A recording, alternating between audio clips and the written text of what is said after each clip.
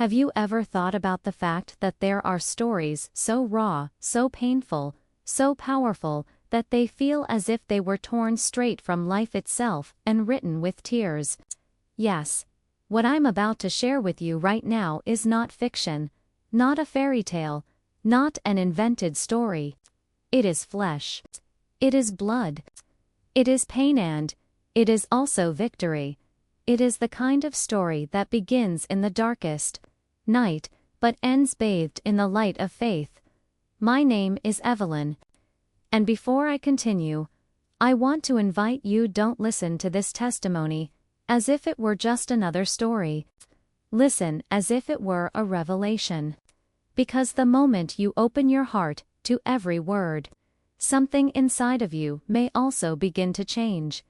My journey did not begin with lullabies or joyful embraces, but with tears. Motherhood, which should have been a time of fullness, was soon marked by rejection, domestic violence, tyranny, and fear. I watched my daughters being treated like bargaining chips in forced marriage negotiations. I felt the cold weight of poverty pressing on my shoulders. I spent sleepless nights holding a baby burning with fever. And in the end, I faced the deepest pain of all: the death of my child, burying my own daughter with my bare hands. But don't think this is just a story of sorrow.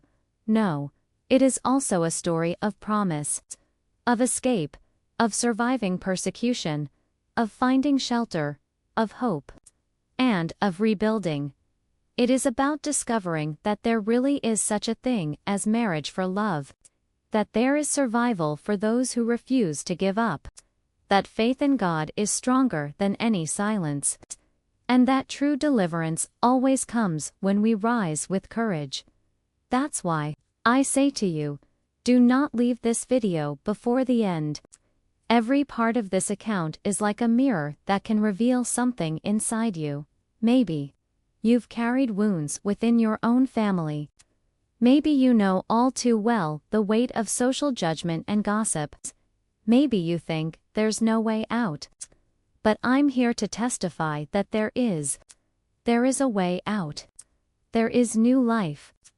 There is victory. So before we go further, I ask you subscribe to this channel right now. This isn't just about the next video or the next testimony. This is about building a chain of faith, stories, and transformation. Every subscription is one more step toward spreading messages of hope, so more people can find the strength not to give up. Take a deep breath. Step into this story with me. And prepare yourself, because after hearing this testimony, you will never look at prayer, faith, or the strength of a mother the same way again. My story begins in a small town in Kentucky. Life there always seemed quiet to outsiders. But inside our home, the silence was never peace, it was the silence of fear. James, my husband, was a man whose bitterness had become heavier than love. I thought that when I became a mother, everything would change. I believed that holding a child in my arms would soften his heart. But I was wrong. The night my youngest daughter, Annabelle, was born, the cold seemed to settle into my very bones. I remember the wind whistling through the pine trees outside, as if the earth itself was mourning what was to come. I held my baby against my chest, fragile, struggling for every breath. My heart pounded with love, but also with fear, because I knew the look in my husband's eyes. He didn't see hope when he looked at her. He saw burden, weakness, cost. He came into the room without admiration, without even the slightest awe for the miracle of life. His voice was sharp, cutting deeper than the pain still throbbing through my body from childbirth. "We will not get attached to a sick child," he said coldly. His words pierced me like knives. Tears filled my eyes as I whispered back, "She is ours, James." But his reply was ice carved into stone. "Yours, not mine. I don't feed problems. That night, I realized that the house I lived in was not a home, it was a prison. My older daughter, Ruth, had already learned what survival meant there. She had grown up knowing that silence was safer than words. She had seen plates shatter against walls, doors slammed in rage, fists smashing against the air, and sometimes against skin. She had learned how to disappear into corners, how to become invisible when her father's anger filled the rooms.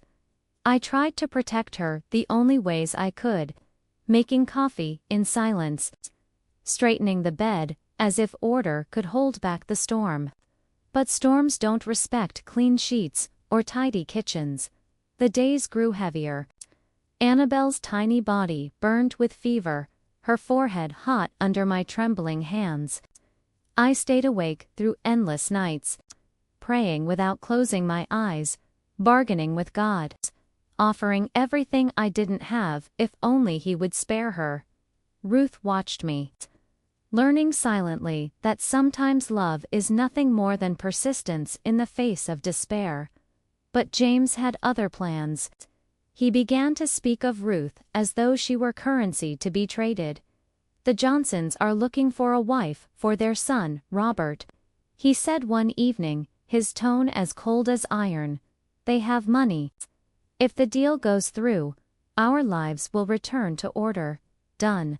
The word slammed against me like chains hitting the floor. I looked at Ruth. Still, just a child, and my voice broke as I said, "She's only a girl." James turned to me slowly, his eyes burning with that relentless glare. "She is what I say she is." That night, fear settled into our walls like a permanent guest. Every knock on the door made my heart stop. Every whisper in the marketplace felt like the town already knew Ruth's fate. And at the same time, Annabelle's fever worsened.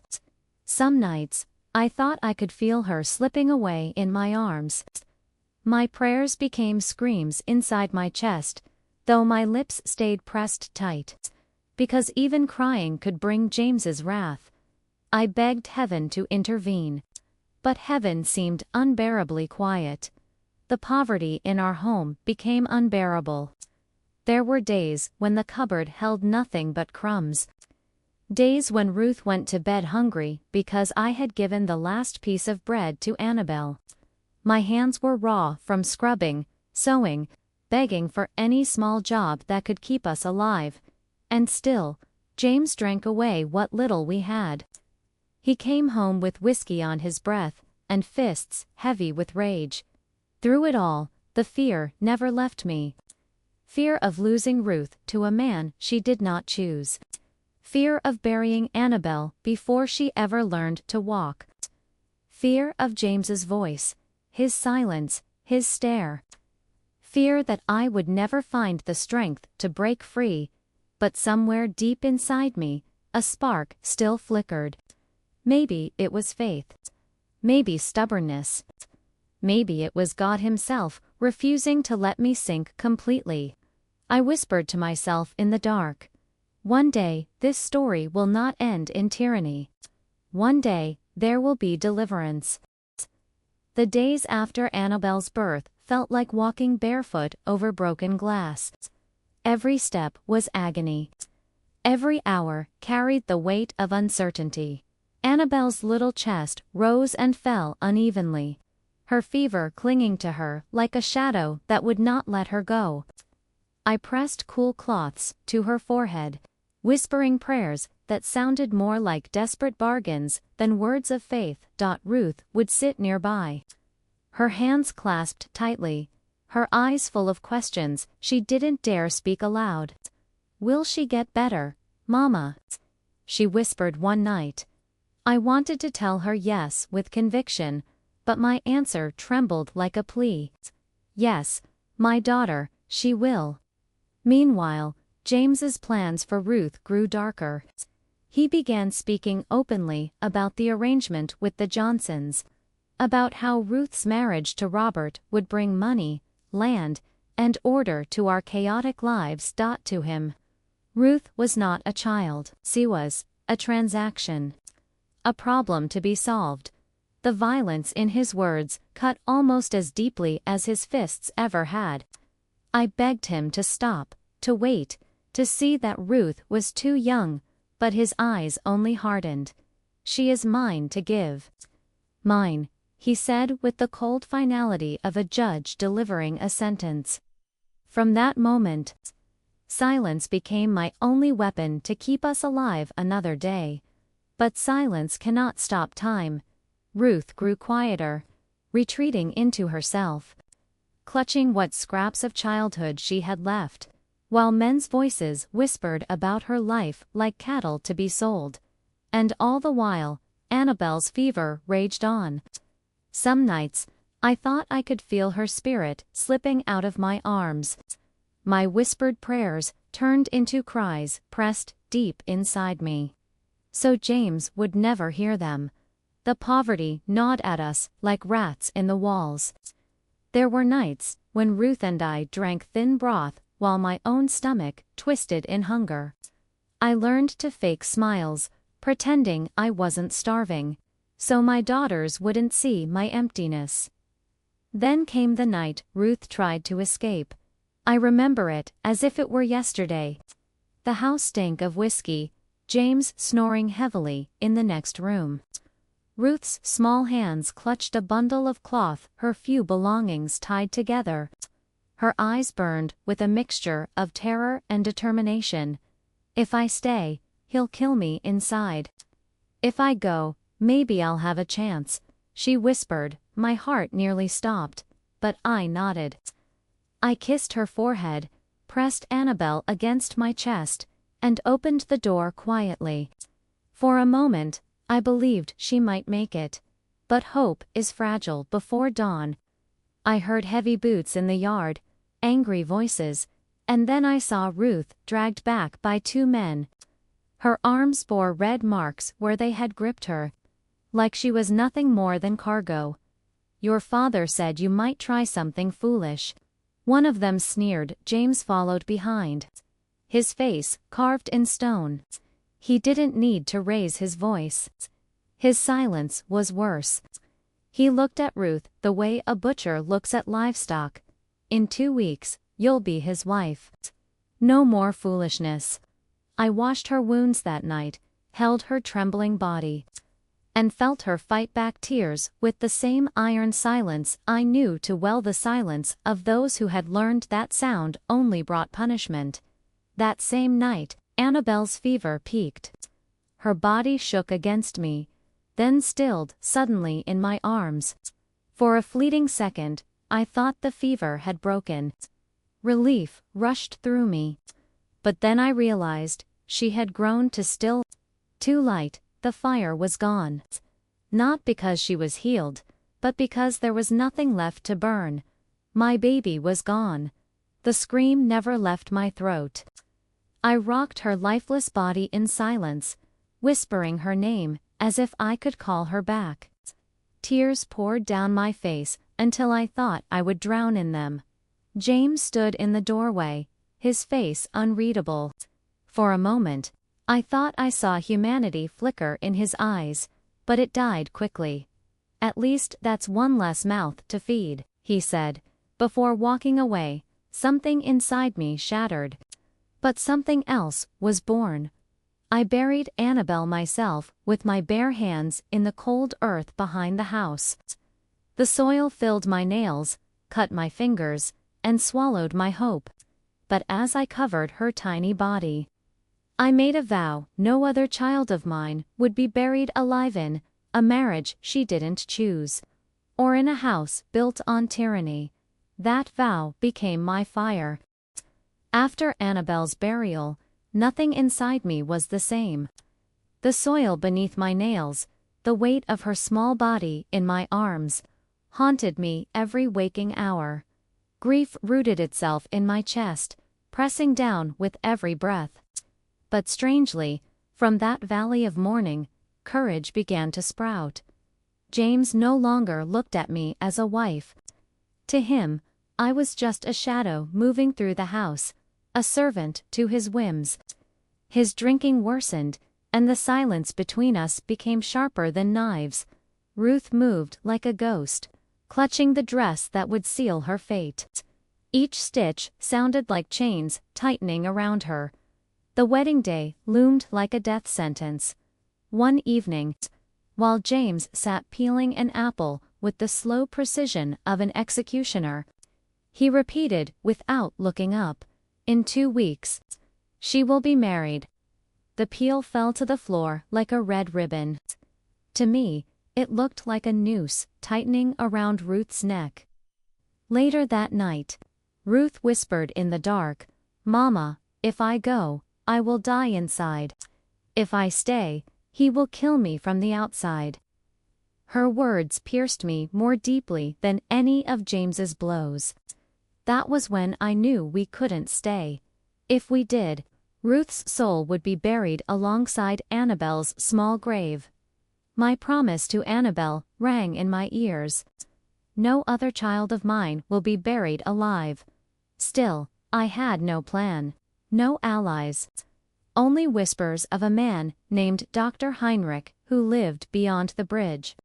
Some said he was a healer, others that he was a man with secrets.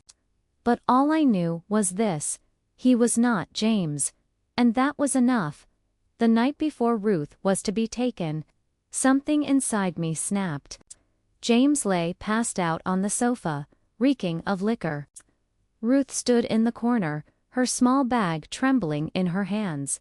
I clutched her hand, Annabelle's absence burning in my chest like a brand, and whispered, "It's time. Tonight, we run." We moved like shadows through the house, praying the floorboards wouldn't creak.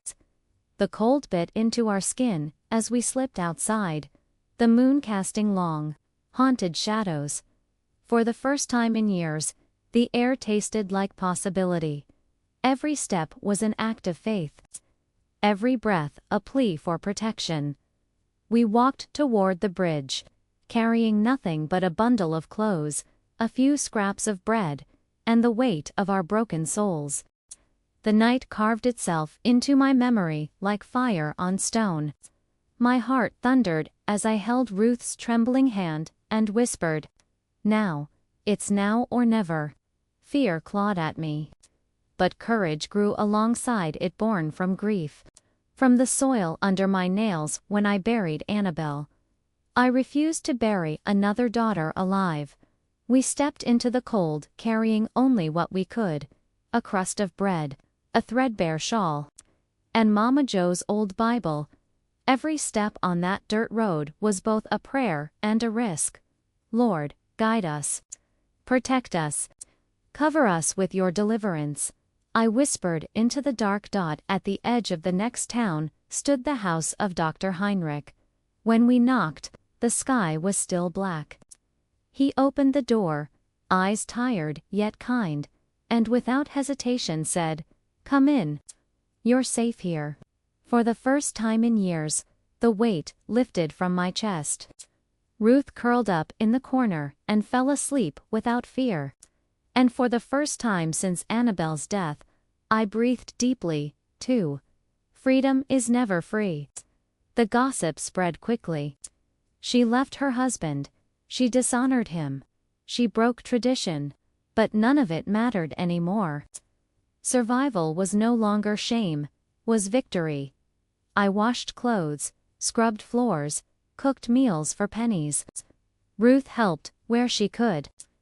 We fought poverty side by side, but with dignity intact. Every coin earned by our hands tasted like hope. It was in this season that Joseph appeared. A carpenter, his hands scarred from labor, his smile quiet but honest.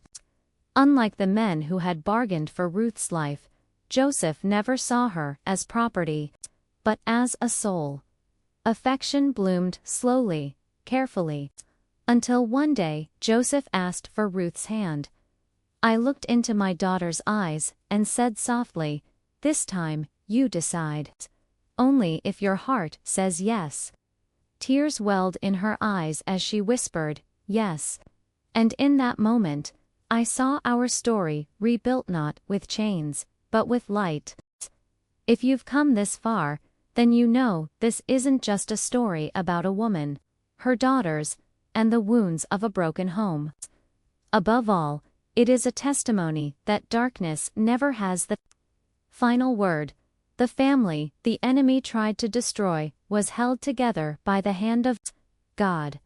The motherhood, marked by pain, was redeemed in love, rejection, tyranny, poverty, sickness, even the death of a child and a burial with my own hands. None of these were the end. All of it was transformed into promise, escape, shelter, reconstruction, hope, marriage for love, and finally, deliverance. I discovered it is not human strength that keeps us standing, but the grace and mercy of God, and that's why I speak directly to you now. No matter the pain you carry, no matter the scars that refuse to heal, there is a living God whose hand is reaching out to you right now. Maybe your life feels like nothing but loss and grief. Maybe you've thought there is no way out. But let me tell you with certainty, there is. There is new life. There is victory, and that way has a name. Jesus Christ. He is the one who turns mourning into dancing, shame into honor, weakness into strength. He is the one who takes a story written in pain and rewrites it with hope. So I invite you, now surrender your life to Jesus.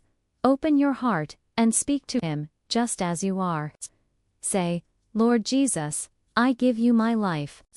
Break these chains. Free me from fear. Rewrite my story. This simple act of surrender can change everything.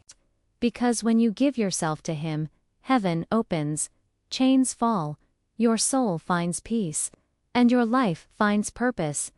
And I also invite you subscribe to this channel right now.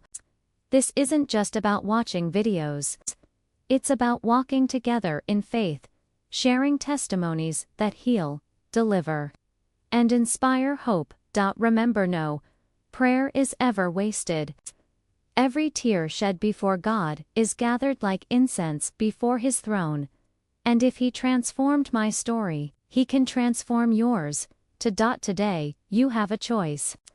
Keep carrying your pain alone, or place your life in the hands of Jesus and experience true deliverance.